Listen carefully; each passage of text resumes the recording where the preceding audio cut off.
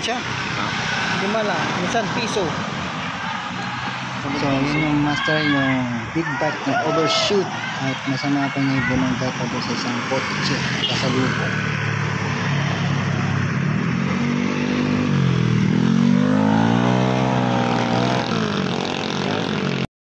Pag taga Batangas, nasa gitna siya. Sabi niya, saan bumangga? Parine, parine.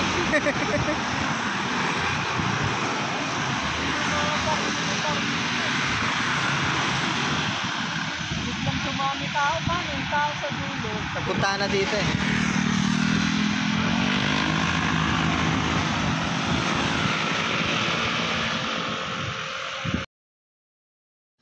Ayan, ang big bag, halos durog yung harapan. At ito na rin yung nasalpukan na kotse ay wasak rin yung harapan.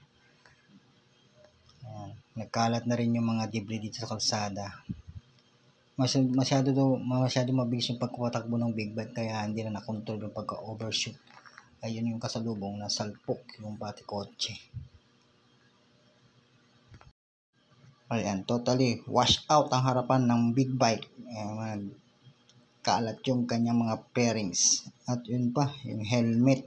Buti pa, bubuo pa yung helmet.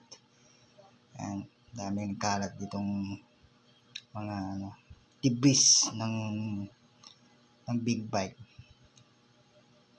At yung mga master sa pagkaganito ay ingat sa pagbiyahe, doble ingat sa pagbiyahe.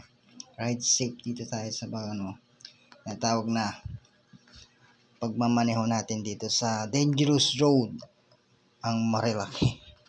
Yan mga master, kaya nga tinawag na dangerous road ang Marilaki sa dami ng araw-araw na na-aksidente dito sa kahabaan ng Marilaki. Karamihan dito yung mga na-overshoot at mga nadidisgrasang banggaan. At karamihan kasi dito mga hindi maiiwasan yung mga talagang umaakit ng mga nag-racing at mga naglalaro. Ang masama lang yan ay maraming mga nadadamay na nag-chill ride lang sa kalsada. Kaya di na maiwasan talagang sabihin nilang ang Marilaki ay dangerous road para sa mga ibang so yan mga master, kasalukuyang sinasakay sa mobile yung big bike na overshoot. At may kabigatan talaga itong mga master kaya ilan sila nagbubuhat. At ito yung marahil dadalhin dun sa Tanay, dun sa may bayan. Kaya yan ang diretso na yung pagsakay ng big bike. Yan. Alam ko saan napunta yung driver nito ng big bike. Kaya mga master, doble ingat, ride safe. Ingat-ingat sa daan.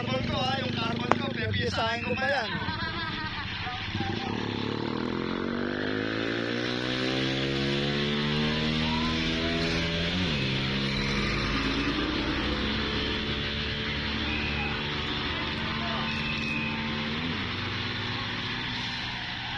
Doon, isa kayo na.